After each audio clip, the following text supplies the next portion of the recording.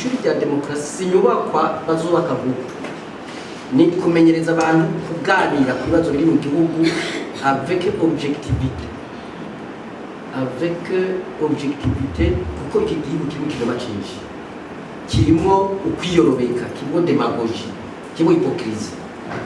Abantu bakaganira neza kugira umugwi wari wo wose, abanyagihugu abatohere ku mukuru w'igihugu ushika ku mukuru w'umutumba, abashinga amateka, abakenguza amateka, bamustandeye, bamenye icyo batorewe, bamenye ko batatu kugira bakandamiza abandi bantu, bamenye ko batowe kugira babegeranye, babasakire, babane neza mu budasa bwabo, babateze imbere.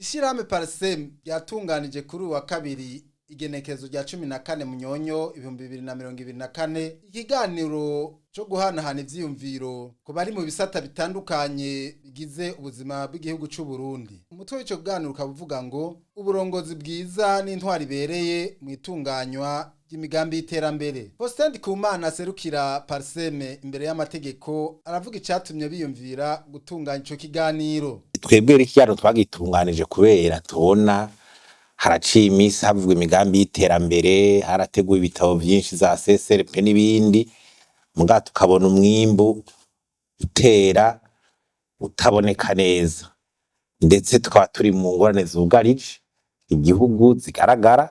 Mugabo twarateguye imigambi myinshi ngo CSRP, CSRP2, turaja muri za vision 2025, turaza muri PND, turageze no muri vision 2040.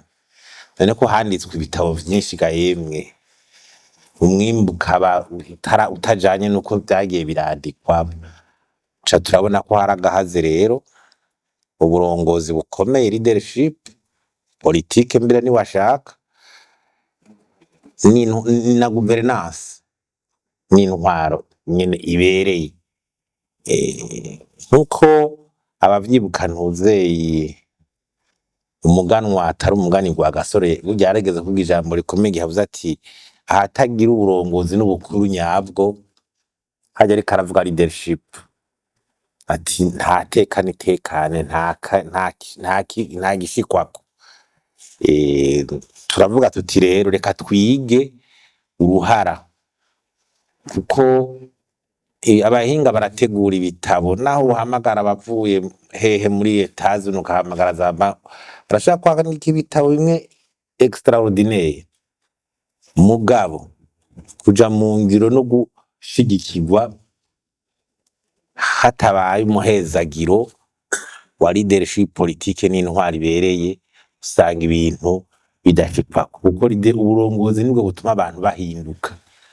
Buryo uburongozi bukomeye burahindura abantu.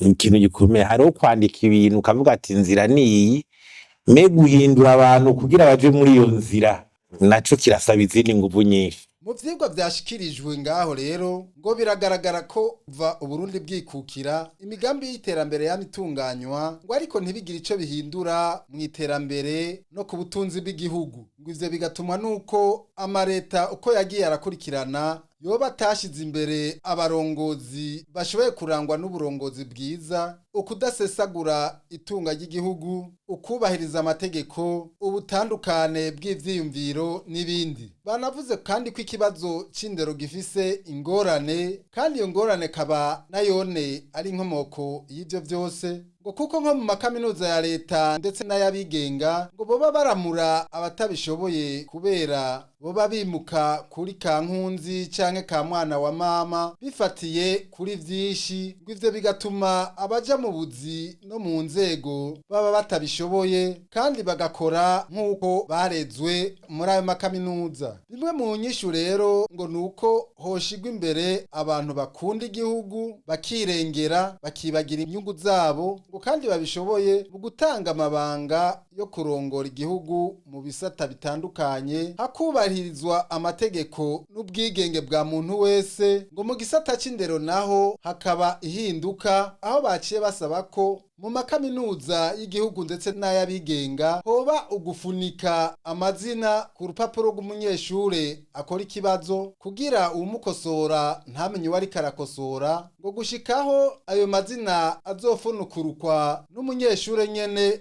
urupapuro rwaramaze gukosorwa. Ikindi naco basavye ngo nuko abarongozi bokwirinda gukoresha igikenye kandi bakemera kuganira nabo batavuga rumwe, ngo gushira habona ingorane igihugu gifise zigaragara no kwigira hamwe ingene zotorega umuti hamwe n'ibindi. Umuhuzabikorwa muri Parsem akaba yamenyesheje ko ivyahavugiwe vyagizwe icegeranyo bikazoba bizoshikirizwa inzego zifata ingingo.